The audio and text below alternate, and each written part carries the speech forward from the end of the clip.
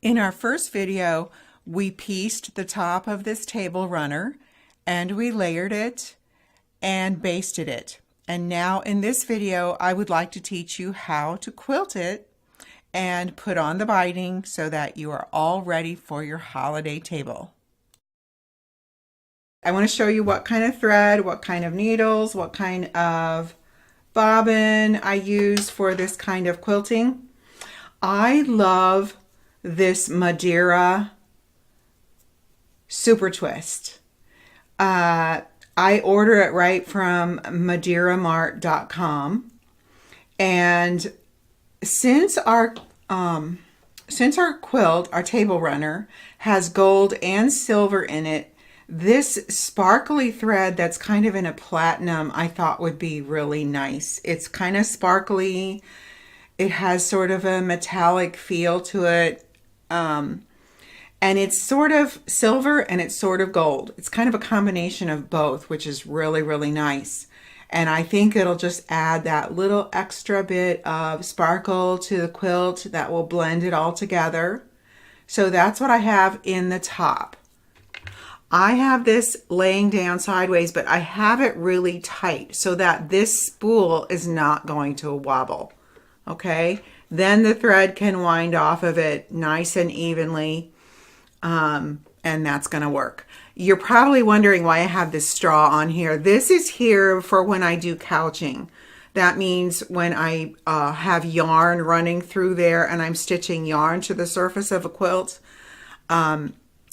That is something I can show you in a different video. We're not going to do that today, but I just wanted to explain why that's there. I just leave it there all the time.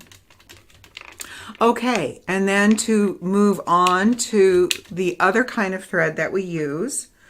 In the bobbin, I like to use YLI monofilament. This is an invisible thread, okay? And YLI, and this is a 1500 yard spool, okay? And I put this in the bobbin, and you may want to, oops, there's a little extra piece of thread in there. That did not need to be there. You may want to put this thread through the extra little hole in the top of your bobbin, okay? I don't want to get that. It just adds a little bit of tension to your bobbin, and it would be nice to just kind of pull the tension down a little bit, and you can also loosen the tension a little bit up top. So this is my top tension gauge, and the red line is normal. So I just have it loosened a tiny bit. And then the other thing that's really important is to have kind of a larger needle. Okay, I'm trying to put you down here where you can see a little better. There we go. So this is a universal needle, and it's the 90-14. So I often just use a 12, an 80-12, but let's use a 90-14 for this because the Super Twist is a little bit thicker than other thread, and that way it won't break and fray quite as easily. You definitely want to keep your walking foot on, and I have my stitches at 3. So normal would be maybe 2.5, but I like to quilt with my stitches more like 3. I like the stitches to be just a little bit longer, okay? All right, so I'm holding on to my top thread, and I'm starting on the outside edge here, okay? And putting needle down, needle up. And then I'm going to stitch right in place for a little bit. Okay, now I am going to aim for my needle to come right on the right side of this seam here. That's called stitching in the ditch. You don't want your stitches to jump over and show up on this side, okay? You want your stitches to stay right against this fabric, but on the right side of that seam. That seam happens to be pressed Remember, we pressed everything one direction and we were stitching these triangles together and pressing everything to the right. Well, the perspective that we have right now is up a little bit upside down. So the seams are all going to our left right now. And so we're going to stitch right along here on the right side of that seam and come right off that. Okay, so here we go.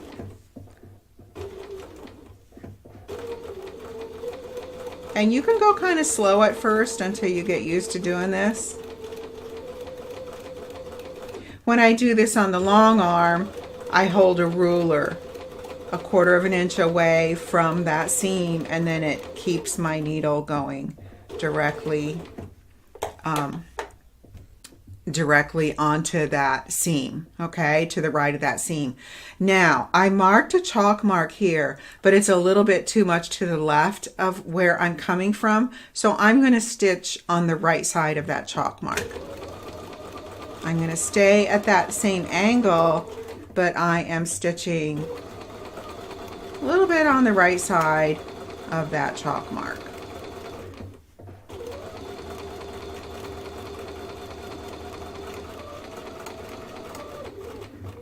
Okay, now it's easiest if we don't cut our thread all the time. So what I'm going to do is flip this, wait a minute, flip it around. I have to think about this a little bit so that I can come over to this mark right here. Okay, so stitch down here and then pull all this around and roll it up. I need it to come just a little bit farther. That's not quite far enough. There we go. Okay, and kind of take a look at how this chalk mark looks compared. That's going straight onto that seam, so we're good. Okay, so we're going to go right on that chalk mark.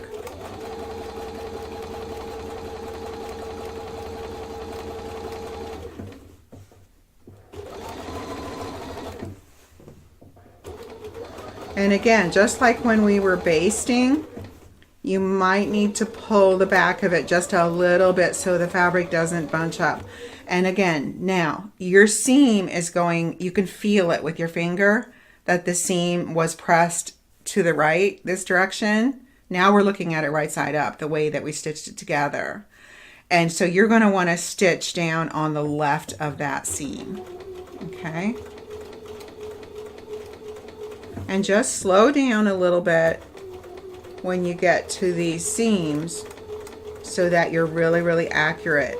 You don't want one of those stitches to bounce up onto that light gray fabric because it would be really noticeable. If you bounce a little bit to the left, it's not going to matter near as much. And then you just keep going right onto that chalk line and you're good to go. Now here you can see there's a little bit of bunching up, but I'm not going to worry about it because that's going to get buried in the binding of the table runner.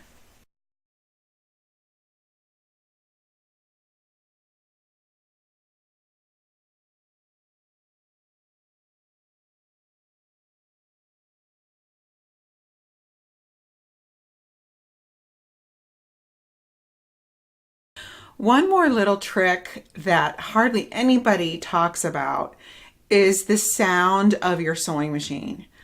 A lot of problems can be identified by the change in the sound of your sewing machine. And the one I experienced often in using this type of thread, it doesn't happen real often, that's not what I mean, but every once in a while when this thread is spooling off of here onto and going through the threading process in your machine while you're stitching, this is kind of brittle thread. You can see the curls in it, you know, more than you can other thread. Other thread is more straight.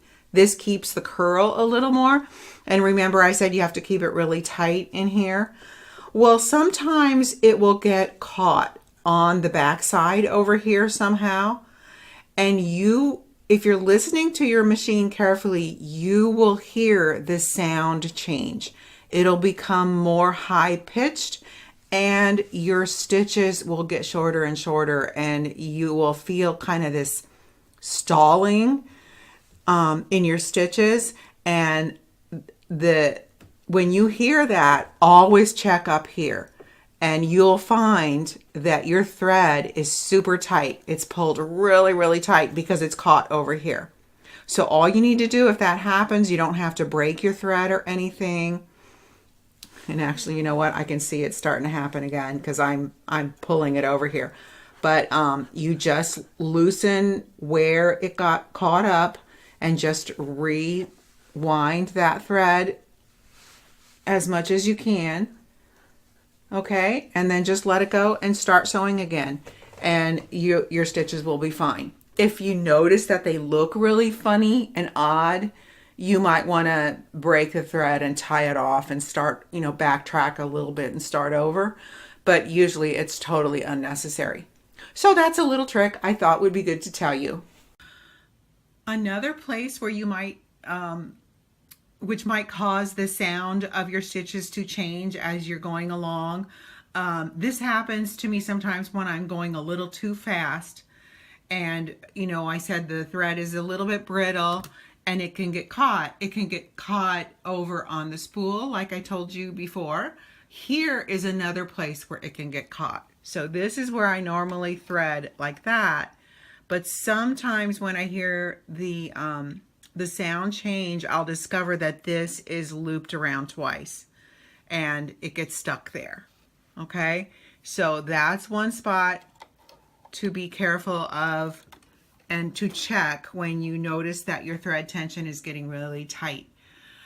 With this super twist thread, these kind of things do happen every once in a while, and they generally happen when you're going kind of fast. I actually use super twist in my long arm, but I always go quite slowly when I use it in my long arm. It doesn't like to be fed through the machine. It doesn't like the speed, and things happen and it breaks. But if you're going at a just moderate speed, it behaves really, really well. And I use it all the time in my Bernina, especially when I'm couching. I'm always using super twist thread. And so don't be hesitant to use this. This is one of the better metallic threads to use in your domestic or long arm machine. Okay? Okay, now I have done all my crisscross stitching on here, but now I want to stitch in the ditch all the way along both sides of the triangle row. So I'm going to stitch from one end of the table runner all the way to the other end, stitching in this ditch. So I'll just let you watch me get started, but you certainly don't have to watch me do the whole row. Okay, bring up your bottom monofilament thread, stitch there just a few stitches to secure it, and then go along right in that ditch. And we press these seams away from the triangles, so you're going to stitch on the left side of this row like that. Okay, and remember we loosened the pressure of this foot so that the top fabric wouldn't travel so much? Well, that is all the more reason to not let your fabric, see, if you would let your fabric be in your lap down here, that would create a drag as it's coming along here, and your stitches are going to get really tiny. If your presser foot pressure is quite light, you need to make sure that you're not creating any drag anywhere. So that means don't have your fabric hanging off the edge, and make sure you're not bumping into anything behind the machine. Okay, so we're going to just stitch a little bit right in here, right next to that seam, and I'm going just a little bit to the left. It's okay if you're not actually right absolutely in that seam, but just a little bit to the left. all that will happen is that your stitches will show a little bit more. One more thing I want to point out is when you're taking stitches out, like if you're taking the basting stitches out, you can, you know, tear them out. But if you get close to any of these places where we stitched down with this super twist thread, go slowly and use your seam ripper to pick slowly past that point. You can see I had that really wobbly row here that is really terrible. So I'm going to rip those stitches out, but when I get close to a row of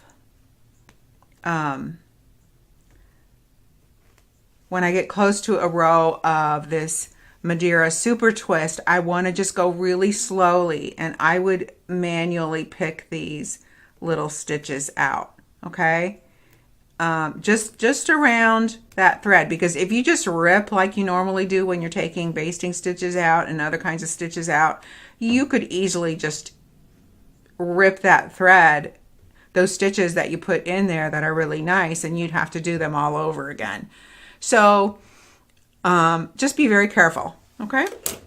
All right, at this point in making the table runner, you're going to end up with some places where it's a little loose, like that, okay? I do not pre-shrink my fabrics, and so it's going to be a little puckery. So I gave it a good press. Give it a good press on both sides with a lot of steam. Another thing you're going to notice is that it's going to be a little wavy on the edges here. When we do the binding, we're going to tighten that up. So this is all going to be taken care of when we put the binding on. So let's just trim it up. So right now, what you're going to do is just trim all the edges. So just trim all that batting off. Don't worry about whether it is straight or not. We're just getting rid of the batting so that we can see exactly where the edge is. And once we do that, then we'll trim it up with our grid and make sure that it's straight.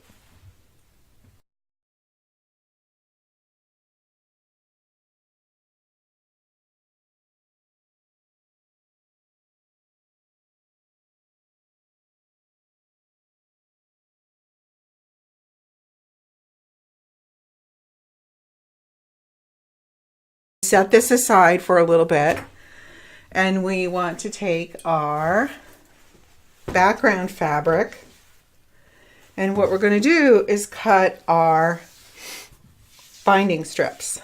Okay, so what I have here is it's folded. Do you see that? So I have 4 layers of fabric. Okay, we want to cut 2.5-inch strips.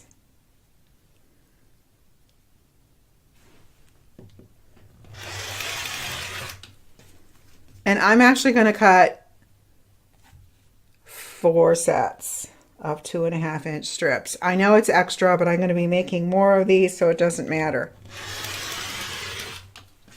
Now, I'm going to take you to the machine and show you how I stitch all these together. All right, I have my strips of binding here. They're 2.5-inch strips. So let me take the first one. I'm going to lay it down kind of at an angle like that. Okay, and then I'm going to take my second strip. This is sitting right side up. The second strip is going to be on top of it, laying right side down. And I'm overlapping them quite a bit because they have the selvage on still. And I don't want any of that selvage getting into the binding. Okay, so remember how we did our triangles? The intersection of those 2 pieces of fabric, that's where we're going to start putting our needle. All right, so right there is where we start. I don't have my tab, so I'm just going to hold on to those threads. Do a few stitches right there. Okay, and then I am going to aim right for this intersection here. All right, here we go.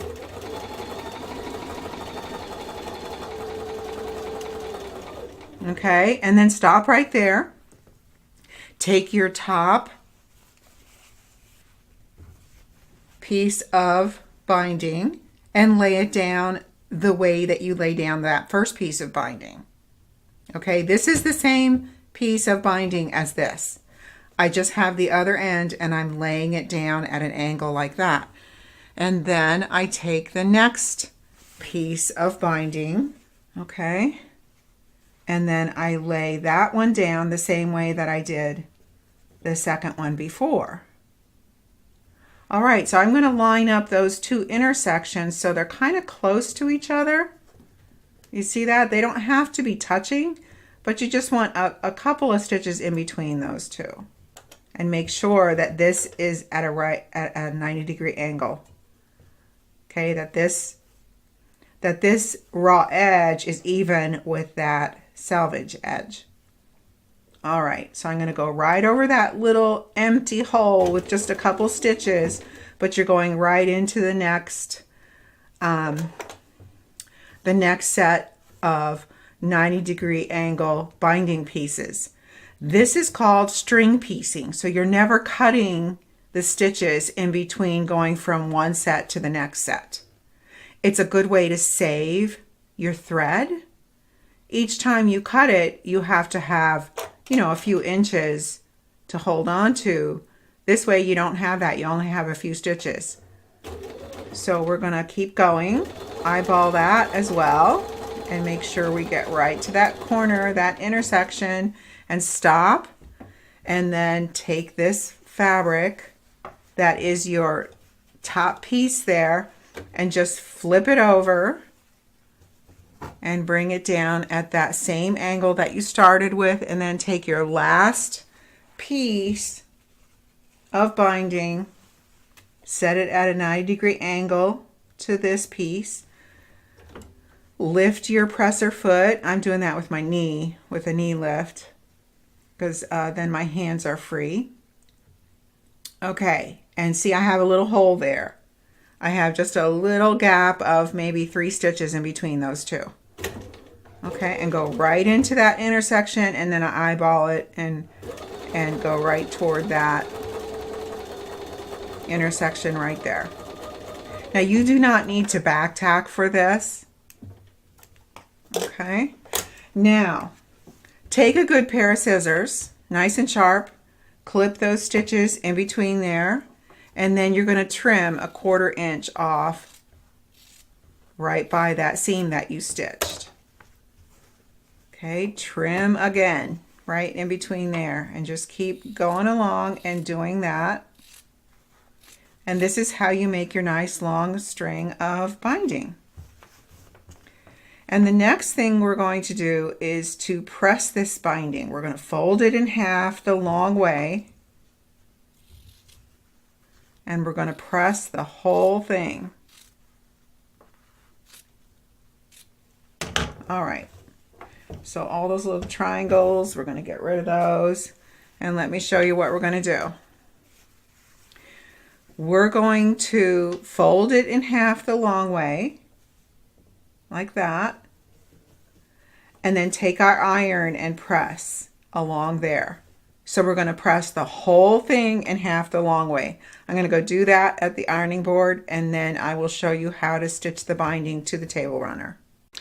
All right, so we are going to start at one end of long end of the table runner. I'm going to start down about 12 inches from the end. Okay, about 12 inches down here. And I'm going to leave a tail. I have my binding all folded in half and pressed. I'm going to leave a tail of about 8 inches and start down here with the raw edges of the binding lined up with the raw edges of the table runner. And let me just put a pin in there. And most definitely you need to switch to your walking foot. Okay, get the walking foot on there. I have my regular thread. I like to use Aurifil thread. So This is my Aurifil thread, okay? So the green is 40 weight, the orange is 50 weight, okay? Either of those are fine for piecing. All right, so let's get started. Put this under your foot. And just one more little note. Let me move some of this stuff. I just want to show you, I mentioned my knee lift a while back. I use this knee lift. It looks like this. And it goes into this little hole right here. You can see right there. Okay? And when I press that to the right, look at my presser foot. It goes up and down. That's how I lift my presser foot. And then you're wondering, well, that your right leg's awfully busy. You're moving your knee to the right and then you're pressing the pedal and everything. I actually press the pedal with my left foot and I move the knee lift with my right foot. That way my hands are totally free, and it took me a couple days to get used to doing it that way, but I totally love it, and I wouldn't do it any other way now.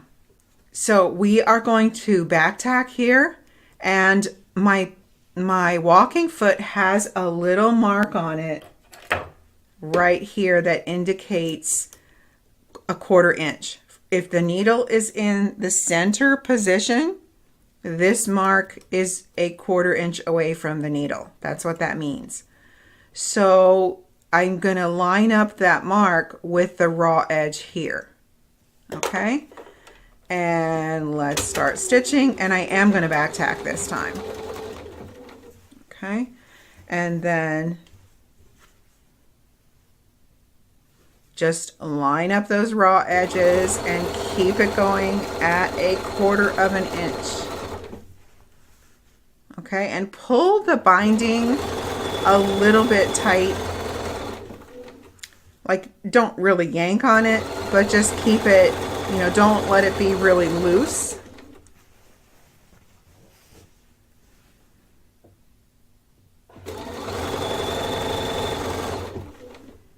When I trimmed and pressed the table runner, it pretty much took care of any of the wonkiness of the edges. But just in case there is a little bit of looseness there yet, you want to kind of hold your binding a little bit tight.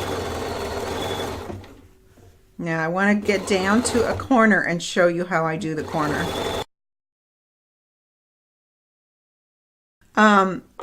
One thing that's happening here, because this binding is the same length as the length of my table runner, I am seeing that we have a seam that's ending up right at the corner, and that is a no-no. So I am going to actually take some of these stitches out and re-sew this. I'm going to sew this seam up here a little farther so it's not right at the corner. Okay, so I'm going to take some of these stitches out. I can let you watch me do that so you see exactly what I'm doing.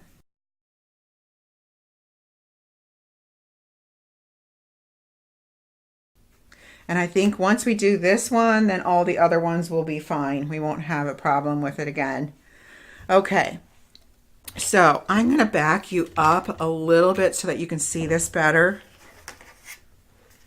What we have to do is mark a 45-degree angle here. So let's mark it up here a little. 45 degrees. I'm lining up my 45 degrees here on my ruler with the bottom edge of the binding. I have it open. And I'm just going to take my chalk and mark that 45-degree angle. Okay. All right. And then I'm taking my trusty scissors. That's going to land me. Yeah, that's going to land me just fine. So I'm going to cut that.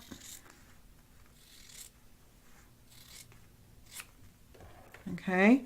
And then I'm going to cut this right at the seam. So I'm cutting all that, seam and everything off and just toss it. Okay, so now we are going to put these two pieces of fabric together. So remember how we had that angle? Now we're doing the same thing, but we don't have that extra fabric right here. Remember all those triangles we cut off? We don't have those anymore. So this is even easier now. Okay, so we're going to stitch these together. I'll let you watch me do that. And then our seam will be at a better place.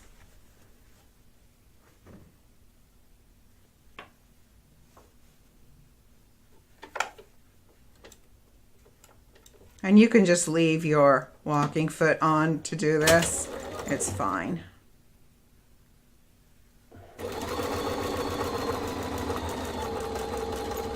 Okay, there we go.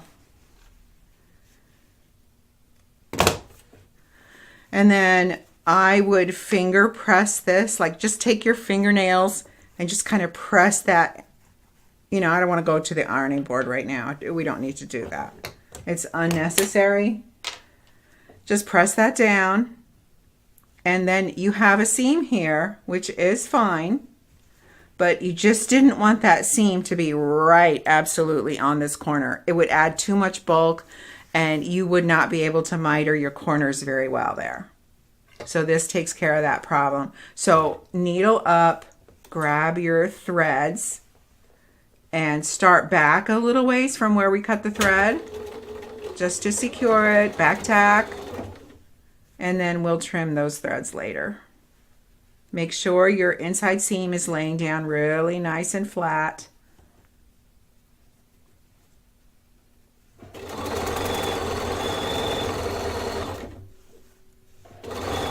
And you are going to stitch all the way down until about 2 stitches from the end. And if you go all the way to the end, it's fine. No problem. You're not cutting the fabric, you're just cutting these stitches. And while we're at it, why don't we trim these little stitches off, okay? Now, this is very important. You're going to fold this fabric over at a 90-degree angle. 90-degree angles are really important in doing bindings. Okay, so you have this nice little 90-degree angle fold or 45-degree angle fold here, okay? And then you're going to fold that down so that this top, let me show you, the top of this fold is lined up exactly with the raw edge of the runner, okay? So if you would open that up, you would see a nice little fold in there. We're just going to hold that down and slip it under. You could stick a pin in there if you want, just to make sure that it stays really nice like that. Okay, and then let's get these threads out of the way. And we're going to start right on the edge, back tack, and then come forward, and you're going to keep going beyond that. We'll miter those corners later. I'm going to let you watch me do one more.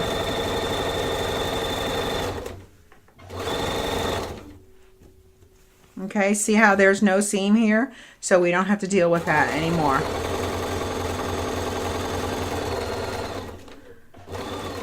So I'm going almost to the end.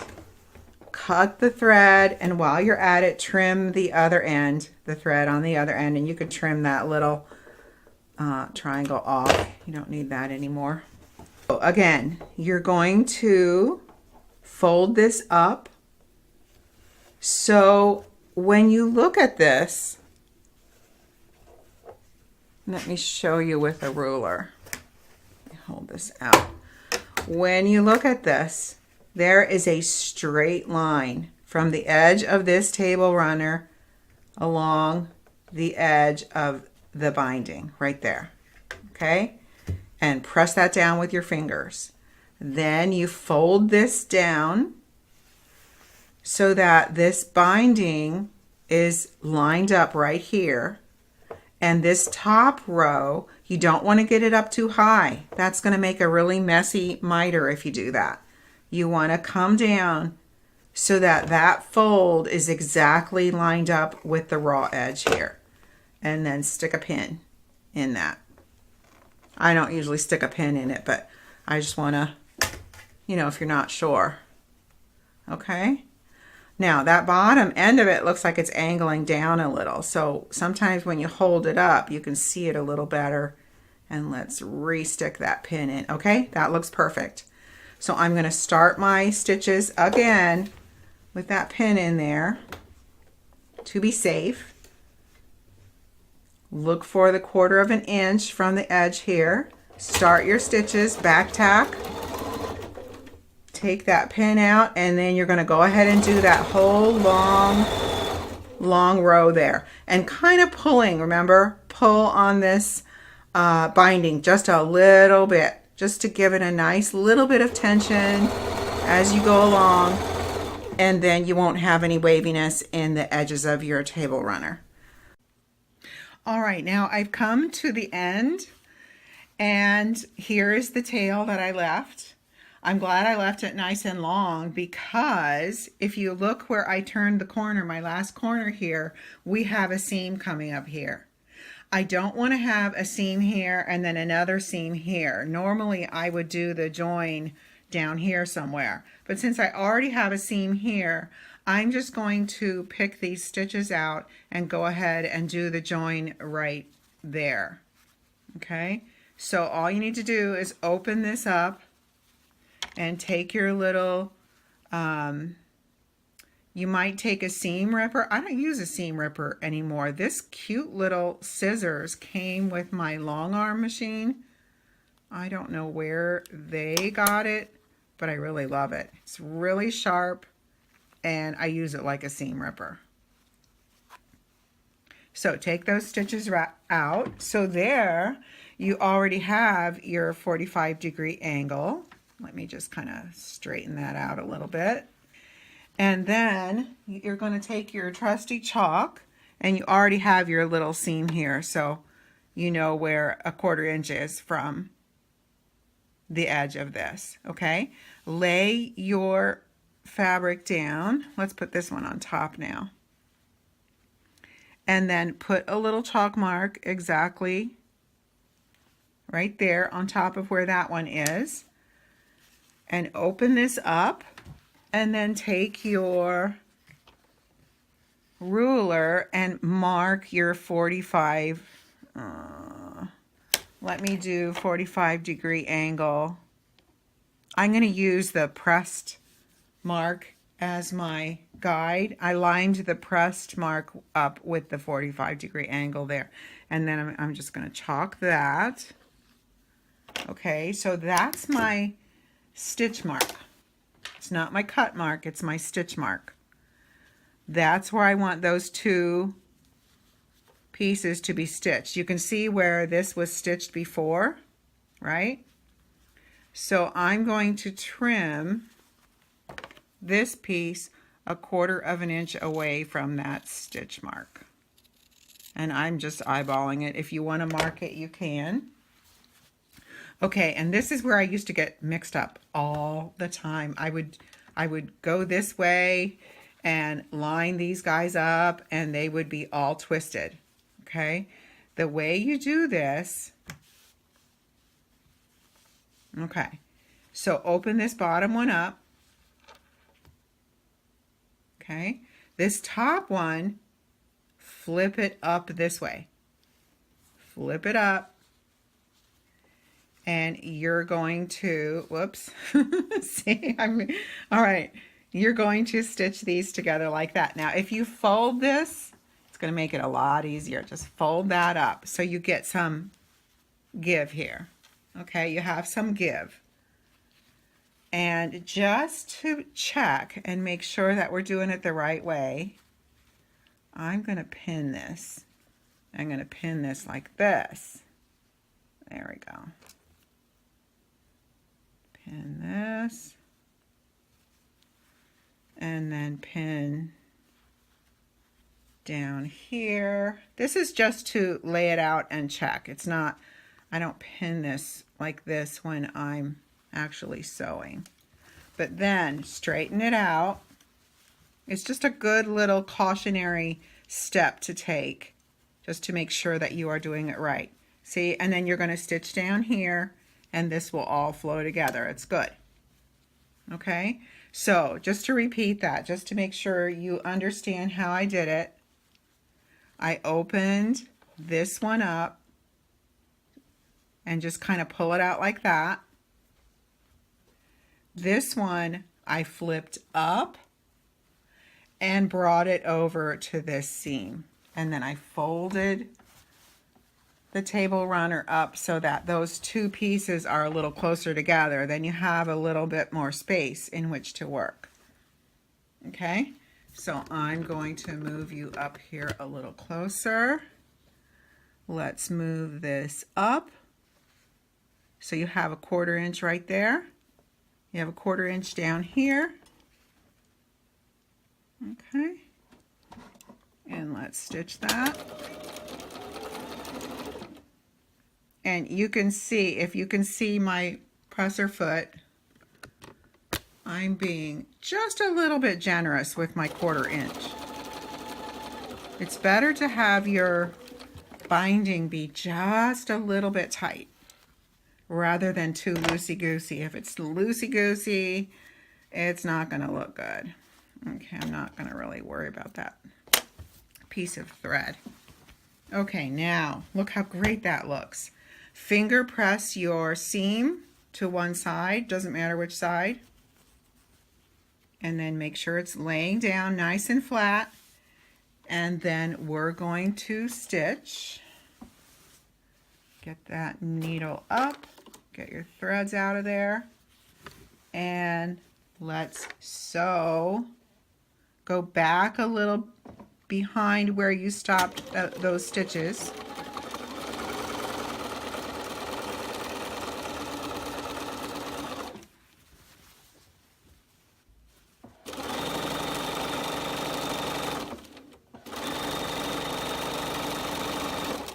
And then you're going to join up where you were stitching before. Okay, I went well past where I started the stitches, and it's fine. Okay, now that looks very nice. Now, this is the next important step. Fold this out like that. Okay, and let me just get this where you can see a little better. All right.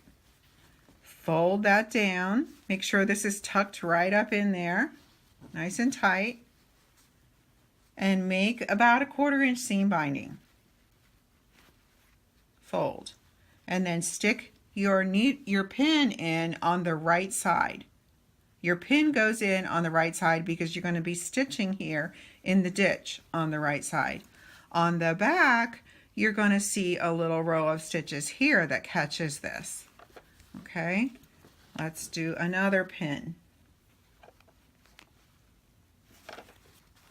That's good. And let's trim these little stitches off.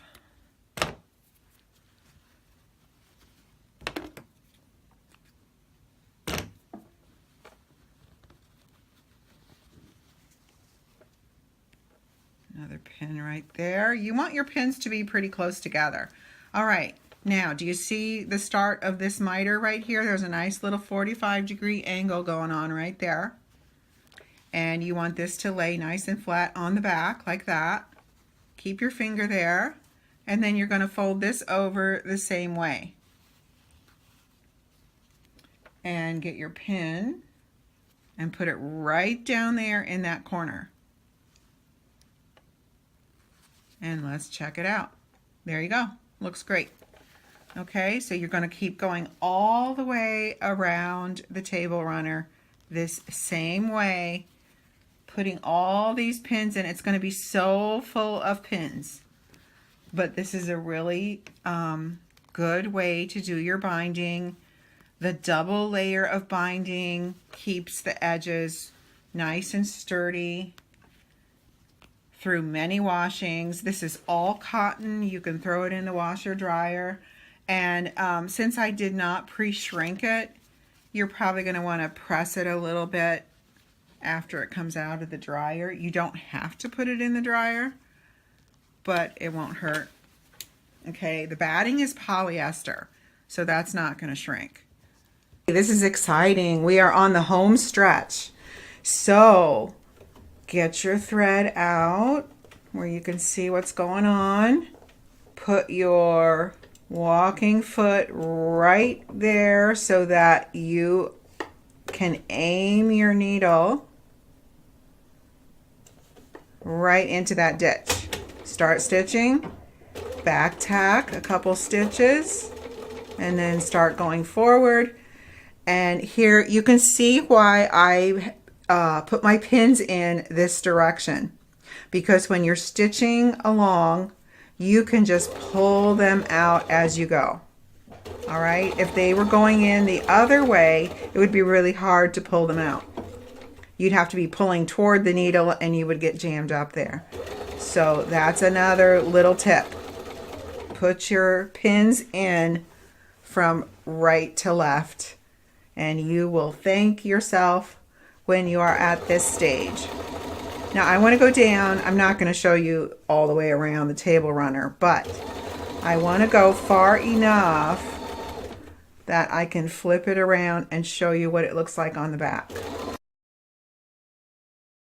And I am not using that metallic thread here when I'm doing this. I'm just using my gray Aurifil thread.